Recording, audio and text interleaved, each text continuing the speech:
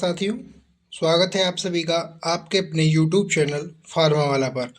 Pharma वाला आपको UP scholarship से रिलेटेड जितनी भी अपडेट्स हैं उन सभी अपडेट्स की जानकारी आपको सबसे पहले देता है। तो आप सभी से मेरी रिक्वेस्ट है कि आप सभी चैनल को ज़रूर सब्सक्राइब करिएगा और बेल आइकन को प्रेस रखिए, जिससे कि कोई भी वीडियोस का नोटिफिकेशन हो वो आपको सबसे पहले मिल सके। तो जैसा कि मैंने आपको बताया था कि जो स्कॉलरशिप का पैसा आना है वो कल मतलब भेजा गया है। अब वो कौन कौन से स्टूडेंट्स का भेजा गया है वो मैं आपको दिखा दूंगा। और दूसरी चीज़, एक बहुत मतलब एक न्यूज़ आ रही है जो हमारे एससी और एसटी छात्रों के लिए है। तो वो सारी न्यूज़ और जो स्टेटस एक मुझे बच्चे ने भेजा हुआ है और उसका मतलब जो एफिलिएशन है वो 30 सितंबर के बाद हुआ है। तो उसके बारे में उसका जो वो क्वेश्चन था कि सर मेरी जो स्कॉलरशिप है वो आएगी या नहीं, तो वो सारी चीज़ें मैं इस वीडियो में डिस्कस करूँगा। तो सबसे पहले इस न्यूज़ को हम देख लेते हैं जिसमें लिखा है कि एससी व एसटी छात्रों को मई में मिलेगा 60% केंद्रीय अंश। प्रदेश में 5 लाख से ज़्यादा छात्रों को नहीं मिला है केंद्रांश। यानी जो आपका छात्रवृत्ति का पैसा आता है वो केंद्र सरकार और राज्य सरकार दोनों से आता है।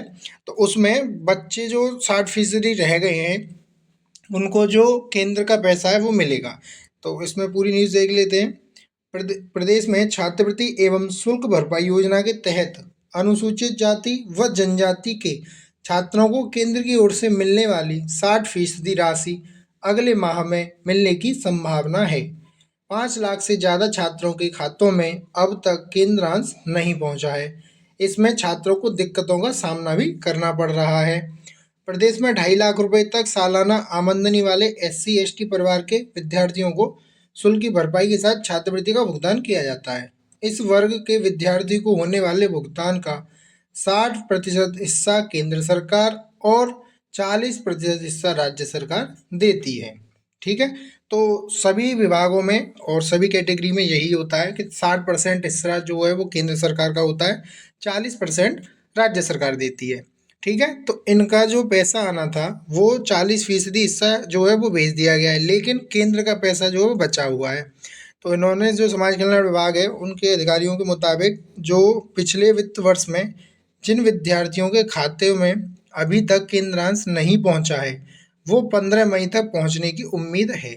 जब राज्य सरकार भुगतान करती है तो वही डाटा ऑटो फैच होकर केंद्र के पोर्टल पर चला जाता है। इस प्रक्रिया में पूरा होने में थोड़ा वक्त लगता है, इसलिए विद्यार्थी परेशान न हो और शीघ्र ही उनके खातों में शेष राशि भी पहुंच जाएगी। ठीक है, तो ये हमारे एससी और एसटी वाले विद्यार्थियों के लिए बहुत बड़ी मतलब अच्छी और गुड न्यूज़ भी है कि आपका जो 60% का केंद्र वाला हिस्सा रह गया है वो अभी तक नहीं आ पाया है।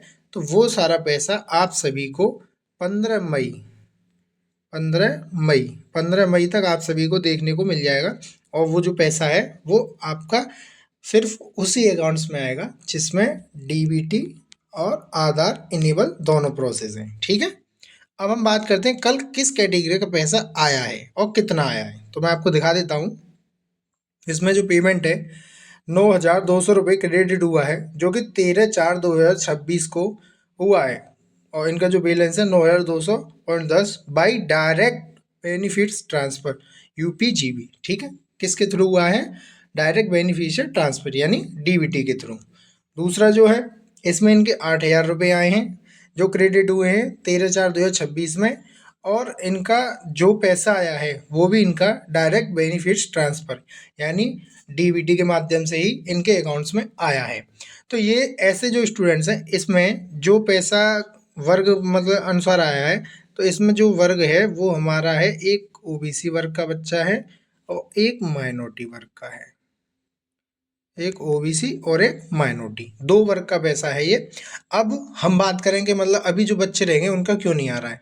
तो सबसे पहली बात, आपका पेमेंट पीएफएमएस पर लगा हुआ है और पीएफएमएस की जो साइड है वो अभी एरर में शो कर रही है। ठीक है, तो दूसरी चीज़, गवर्नमेंट पैसा अगर लगा देती है पीएफएमएस पर तो आपका पैसा 24 से 48 घंटे में आ जाएगा। अगर नहीं आ रहा है या कोई रीज़न है, उस रीज़न की वजह से नहीं आ रहा होगा।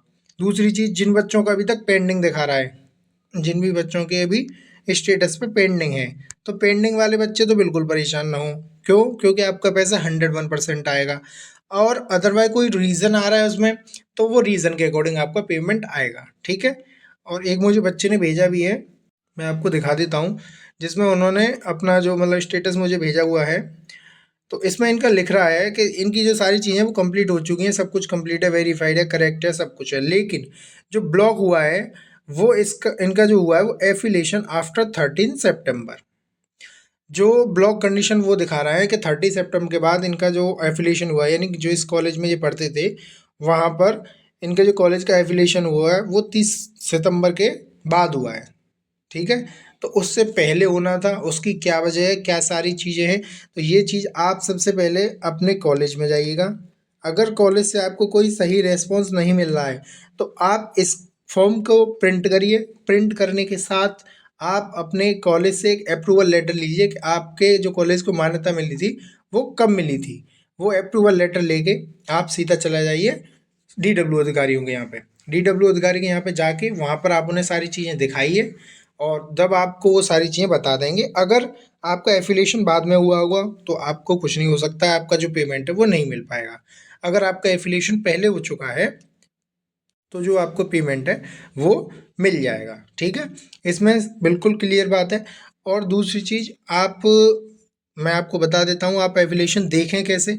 तो AKTU से अगर आपका जो कॉलेज है वो अटैच्ड है तो आप AKTU की वेबसाइट पर जाके वहाँ पर अपना कॉलेज सर्च करिए। वहाँ पर आपको सभी कॉलेजेस के जो अप्रूवल लेटर हैं वो वहाँ पर मिल जाएंगे। और PCI से अटैच्ड है तो आप PCI की वेबसाइट पर जाइए, वहाँ पर जाके आप अपना कॉलेज का अप्रूवल लेटर देख सकते हैं, ठीक है। तो वहाँ से वो सारी चीज़ें आप देखिए और चेक करिए, और उसमें फिर ये चीज़ देख लीजिए कि जो 30 सितंबर से पहले अगर आपका जो एफिलिएशन हो चुका है तो आप बिल्कुल समाज कल्याण अधिकारी आइए, और जो भी मतलब आपको को अपनी कोशिश करनी है वो आप करिएगा। अगर आपका बाद में हुआ है तब आप कॉलेज से कांटेक्ट ज़रूर करें। क्यों? क्योंकि कॉलेज वाले ही आपको इसके बारे में सही जानकारी दे सकते हैं। और दूसरी चीज़, आप 1076 पर यानी CM हेल्पलाइन पर आप बिल्कुल कंप्लेंट करिए। वहाँ जो मतलब आपकी समस्या वो बताएंगे। वहाँ से जो आपको निस्तारण होगा उस समस्या का वो बिल्कुल सटीक होगा। आपको सारी चीज़ें वहाँ क्लियरली मेंशन की जाएंगी, आपको समझाई जाएंगी, ठीक है। तो आपका जो पैसा है वो आ रहा है, और मतलब ये नहीं है कि पैसा जो है वो बंद हो चुका है आना। पैसा आ रहा है, लेकिन वो पैसा धीरे धीरे आ रहा है। जिस भी कैटेगरी का पैसा या जिन भी बच्चों का पैसा PFMS पर आ जाता है उनका क्रेडिट हो जाता है, नहीं आता है तो वो नहीं हो पा रहा है। तो आप सभी सबसे पहले अपना फॉर्म वगैरह देख लीजिए, अगर उसमें कोई रीज़न है तो उस रीज़न के अकॉर्डिंग आपका पैसा कब तक आएगा वो आप चेक करिए। और दूसरी चीज़, अगर आपका यहाँ पर जो forward status at institution level से अगर यहाँ पर सिर्फ वेरीफाई दिखा रहा है तो आपको अपना फॉर्म जो है वो फॉरवर्ड कराना पड़ेगा, ठीक है। अगर फॉरवर्ड है तो कोई दिक्कत नहीं है, वेरीफाई होगा तब आपकी स्कॉलरशिप नहीं आएगी, ये बिल्कुल श्योर है।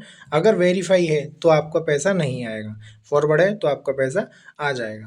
तो आप सभी SC और ST छात्रों के लिए जो मतलब न्यूज़ थी वो आपको बता दी गई है, और जो पैसा है वो भी आ रहा है। बाकी जितने बचे हुए छात्र हैं उनका पैसा कब तक मतलब आ जाएगा, तो आपको 20 अप्रैल तक सभी का पैसा धीरे धीरे आपके खाते में देखने को ज़रूर मिल जाएगा। 20 अप्रैल तक आपका पैसा आ जाएगा, ठीक है ना। जैसे मैंने आपको कल बताया था तो कल पेमेंट आ चुका है, चाहे वो 2 बच्चों का आया सी चाहे 4 बच्चों का। मेरे पास सिर्फ 2 बच्चों ने अपना स्टेटस भेजा था, वो मैंने आपको दिखा दिया। तो वीडियो पसंद आई तो वीडियो को लाइक करिए।